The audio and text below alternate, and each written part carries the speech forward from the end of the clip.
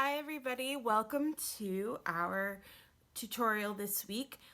Instead of going through the whole project with you, since I gave you the link to the original pattern and the original person who created the instructions, you should follow her instructions for assembling your witch doll.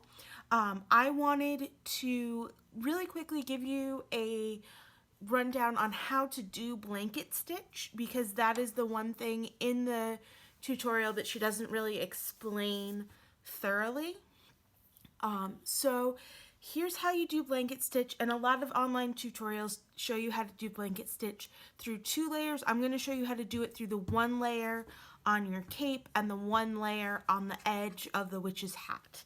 So you have in your kit a needle. You can see that this is an embroidery needle. It's got a big, that's called the eye of the needle, that hole. It's got a large eye. This one's pretty sharp. You could also do this with a blunter needle if you felt like it. And I have cut a piece of my, oh, I cut it too long actually. I've cut a piece of my embroidery floss about as long as my arm. I don't want it to be any longer than my arm reach because it will get more easily tangled, and we don't actually need that much. First thing you're going to do, in case you have never ever sewed before, you take the eye of your needle there and you stick your thread through it. Now there are lots of tricks for how to do this. Our needles here have pretty big eyes. You should be okay to thread the needle. And then pull that.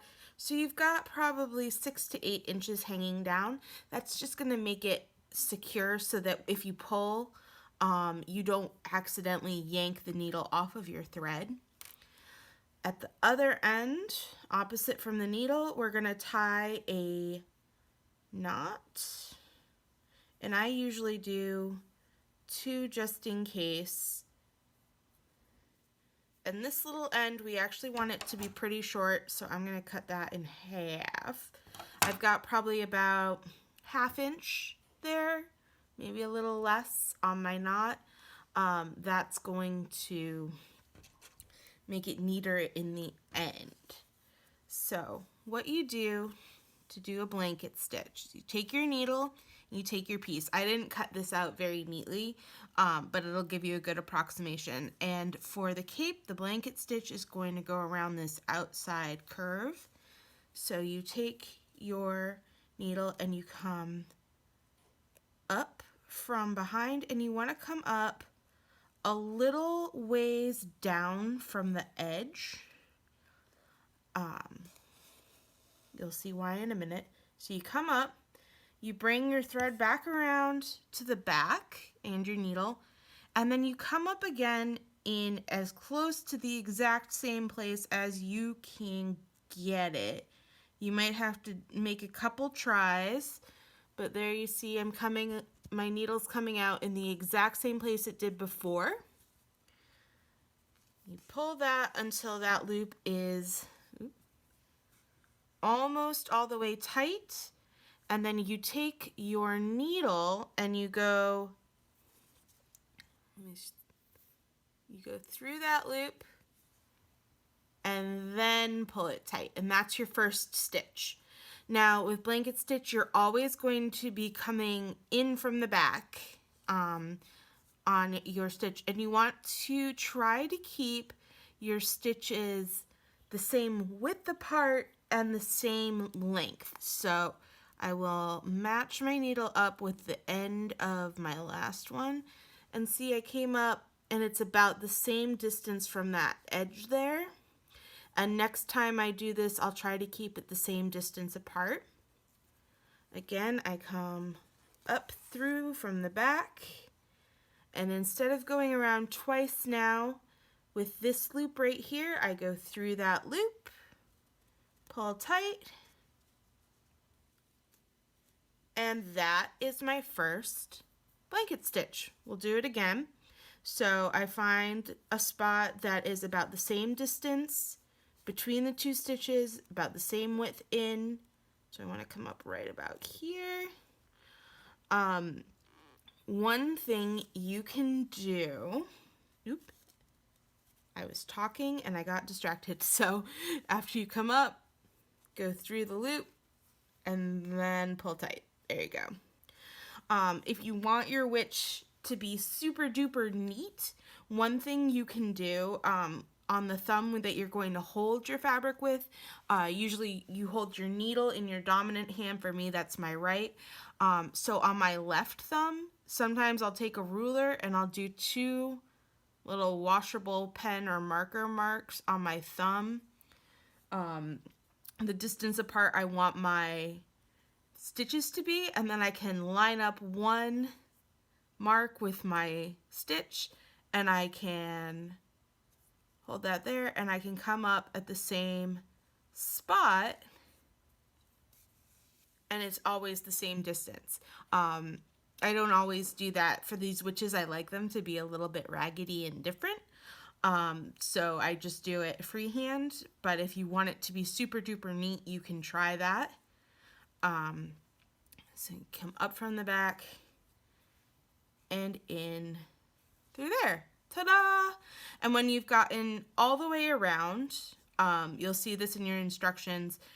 It calls for satin stitch, and satin stitch, I can show you really quickly. Normally you would go all the way around and then use the end of your blanket stitch for this, and this is going to hold the blanket stitch firm and your satin stitch, but I'm leaving mine dangling because I'm not going to stitch the whole thing. So once you've wrapped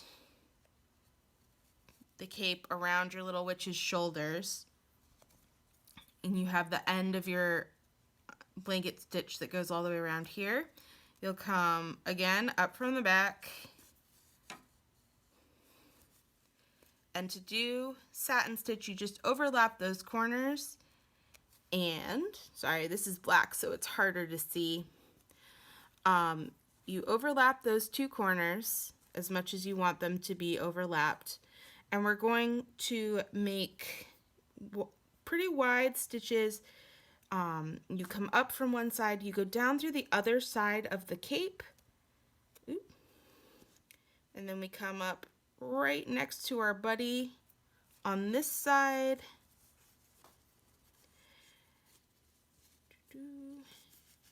And after our first one, this is going to be a lot easier. I tangled my thread there a little. It's okay. All right, and then you've got 1 horizontal stitch going that way. And to do the satin stitch, I pulled it all the way through. It's not going well, you guys. So even if you make mistakes, there's always ways to fix it. And to make satin stitch, all you're going to do is make parallel lines right next to each other. So as you can see, I've got my 1 horizontal stitch, 2, and then you keep going until it feels nice and secure. And I ran out of dolls, or I would show you doing this on the doll itself. You can also overlap them a little bit if you want it, if you wanted to. And when you're all done, you stick your needle back through and pull it in. And then what you're going to do to hold this satin stitch tight, and this satin stitch will be what's holding the end of your blanket stitch, you just flip it inside out a little bit. It'll be on your doll, but you'll still be able to flip up this corner.